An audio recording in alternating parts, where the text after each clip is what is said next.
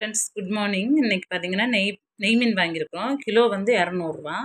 2.5 kilo பக்கம் வாங்கிட்டோம். 2.5 kilo பார்த்தீங்கன்னா ஐநூறுரூவா வந்துருச்சு.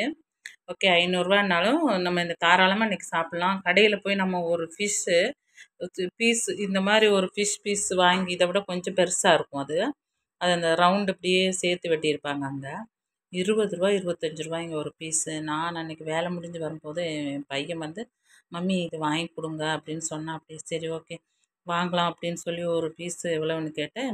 25 நாங்கள் 2 பேரும் ஆளுக்கு 2 பீஸ் சாப்பிட்டோம். 100 ஆகிப்போச்சு.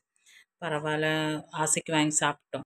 இப்போ நெக்ஸ்ட்டு நம்ம வந்து இது மாதிரி வாங்கி வீட்லேயே வறுக்கலாம். நெய் மீன் தாங்க வீட்டில் வறுக்கலான்னு பிளான் பண்ணேன். என் பையன் என்ன நினச்சி, மம்மி உங்களுக்கு இந்த டேஸ்ட் வராது, நீங்கள் இந்தளவுக்கு டேஸ்ட்டாக செய்ய மாட்டீங்க அப்படின்னு சொன்னால் எனக்கு ஒரு சேலஞ்ச் பண்ணி நான் இன்றைக்கி கண்டிப்பாக என்னோடய பையனுக்கு ஏற்ற மாதிரி இன்றைக்கி சமைக்க போகிறேன். இது பார்த்திங்கன்னா தலையெல்லாம் போட்டு ஒரு குழம்பு வச்சுட்டு பீஸும் போட்டு குழம்பு வைப்போம். வறுக்கிறதுக்கு இது இவ்வளவும் வறுத்துக்கலாம். இது வந்து குழம்பு வச்சுக்கலாம் அப்படின்னு சொல்லி ஒரு சேலஞ்சாக இன்றைக்கி எடுத்து செய்ய போகிறேன். இன்றைக்கி என் பையன் வந்து சாப்பிட்டு என்ன சொல்கிறா அப்படின்னு பார்க்கலாங்க. ஓகேங்களா ஃப்ரெண்ட்ஸ்? Thanks friends. ஓகே, பாய்.